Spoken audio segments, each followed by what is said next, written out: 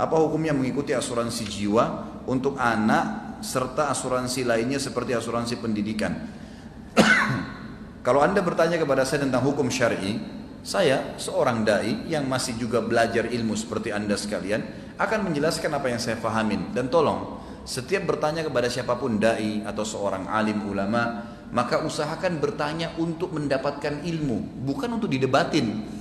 Jadi buka diri kita itu untuk bisa menerima ilmu. Jadi kita walaupun belum meninggalkan satu perbuatan pelanggaran, kita sudah tahu itu salah. Tapi kalau awalnya bertanya untuk mengkanter diri, membela perbuatan, ini berbahaya. Karena tidak akan ada manfaat dari pertanyaan itu. Teman-teman sekalian, para ulama mengatakan masalah asuransi dalam Islam ini hanya dibolehkan dalam satu keadaan saja. Pada saat tidak ada pelanggaran agama di dalamnya. Beberapa hal yang berhubungan dengan ekonomi Islam yang tidak boleh adalah tidak boleh ada manipulasi. Tidak boleh ada gharar, merugikan salah satu dari dua pihak. Tidak boleh ada kezaliman, mengambil haknya orang lain, dan tidak boleh ada kezaliman. Jadi tidak boleh ada kezaliman di sini, tidak boleh mengambil hak orang lain, tidak boleh manipulasi data, dan tidak boleh ada gharar. 4 itu, tidak boleh ada gharar, gitu kan. Saya rincikan, tidak boleh ada manipulasi, berkhianat, manipulasi data. Seperti apa kira-kira? Coba kita lihat. Kalau kita hubungkan dengan asuransi, kalau Anda masukkan mobil Ores,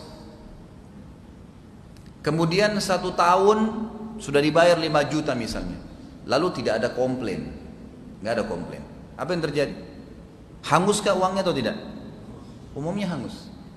Apa haknya mereka hanguskan ini? Dari mana haknya menghanguskan uang kita? Baik, satu sisi, nanti akan saya jawab ya. Sisi yang lain, kalau seandainya saya klaim, saya kena biaya administrasi 200.000 per kejadian. Dari mana ini 200.000 ini? Kenapa harus ada klaim lagi pada saya sudah bayar 5 juta sebelumnya? Kemudian pertanyaan selanjutnya, ini banyak pintu-pintu celah agama yang dilanggar nih. Sisi yang lain, pada saat saya kecelakaan, mobil seseorang kecelakaan, kemudian dia bayar 5 juta Ores, ternyata mobilnya kecelakaan biayanya 20 juta. Yang dia bayar cuma 5 juta, yang nanggung 15 juta siapa? Asuransi. Ini gharar namanya. Nggak boleh ini.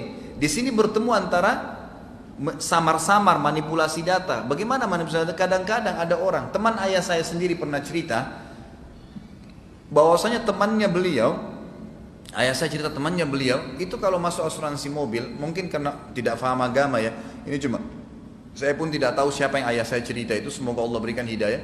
Dia kalau masukkan asuransi mobilnya setiap tahun, dan kalau tidak ada klaim, dia sengaja sudah mendekati tanggalnya dipecahin kaca mobilnya, dirusak mobilnya sendiri, sengaja ditabrakin, supaya uang dia yang 5 juta, 10 juta dia sudah bayar itu tidak sia-sia. Itu nanti diganti mobilnya baru, semua kacanya, pintunya baru, dan diikuti dengan manipulasi data. Selain pukul pecah sengaja nih, nanti per klaim, ini kan kejadiannya lain. Kalau peraturan asuransi, kalau tabrak dari kanan berarti ini klaim sendiri, kalau yang dari belakang klaim sendiri, waktunya, tempatnya, posisinya harus berbeda. Ini enggak, sama aja semua. Dibuat dari manipulasi data antara dia dengan bengkel umum, sudah nih rahasia umum, semua di bengkel buat manipulasi data. Kemudian dia juga data asuransinya juga kadang-kadang tahu, baik dia 200.000, 400.000, dianggap semuanya manipulasi data. Ada gharar, merugikan salah satu dari dua pihak. Bayar 5 juta, mobilnya hilang 200 juta, diganti 180 juta, 200 juta, padahal dia cuma bayar 5 juta, gitu kan. Kemudian ada kezaliman yang terjadi di sini. Kezaliman bisa menzalimi salah satu dari dua pihak. Ada gharar, merugikan dari satu pihak, ada kezaliman, ada banyak kejadian pelanggaran agama di situ. Saya bilang tadi, ulama bilang asuransi cuma dibolehkan dengan satu keadaan, tidak ada gharar, tidak ada kezaliman, tidak ada manipulasi data, gitu kan, dan akan berjalan sesuai dengan hak masing-masing. Misal, saya buka perusahaan asuransi, kemudian ada orang yang mengklaim masukkan mobilnya Ores, bayar 5 juta, kecelakaanlah dia, mobilnya misalnya, setelah dicek, saya tunjukkan bengkel, silakan ke bengkel sana, Anda klaim ke sana, diklaim ke sana, ternyata biaya mobilnya 2,5 juta. Baik, saya buat laporan kepada teman saya ini, partner saya atau nasabah saya mengatakan mobil Anda kena 2,5 juta. Harga normal bengkel, semua bengkel kalau didatangin akan sama 2,5 juta. Ini harga normalnya. mobil Anda kena, mau diperbaikin mau, baik. Berarti uang Anda di saya tinggal 2,5 juta, kan 5 juta tadi dikasih. Ternyata 3 bulan kemudian dia tabrakan lagi, biayanya 3 juta, uang sama saya tinggal 2,5 juta. Maka kalau dia klaim lagi, saya suruh lagi ke sana, ternyata 3 juta biayanya, saya akan bilang uang Anda tinggal 2,5 juta sama saya, Anda harus tambah 500 ribu. Ditambah 500 ribu sama dia baru bisa diperbaikin di bengkel. Nggak bisa kalau saya yang bayar 500 ribunya. Lalu pertanyaannya, Ustadz kalau gitu untungnya apa orang buka perusahaan asuransi? Ya untungnya dia bisa kerjasama sama bengkel karena konsumennya banyak, maka dapat diskon dari harga normal, itu bisa didapatkan. Tapi kalau seperti yang umumnya sekarang terjadi, Allahu a'lam, umumnya kata ulama tidak dibolehkan.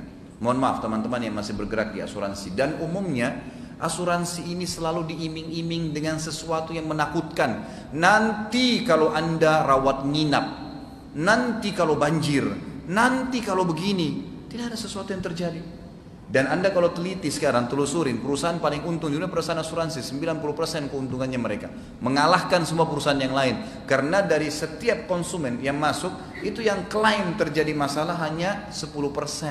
90% semuanya sudah, makanya sekarang asuransi di mana-mana diikutkan, penerbangan ini segala, karena memang mereka menguntungkan dari dua pihak gitu kan.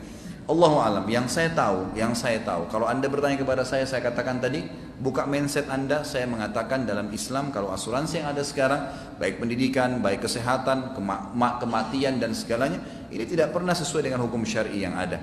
Kalau asuransi syariah saya nggak tahu, saya belum pernah berkecimpung situ, tapi saya sampaikan kalau tidak ada hal-hal pelanggaran seperti ini, yang saya bilang tidak ada kezaliman, tidak ada ya manipulasi data, tidak ada gharar merugikan satu pihak, tidak ada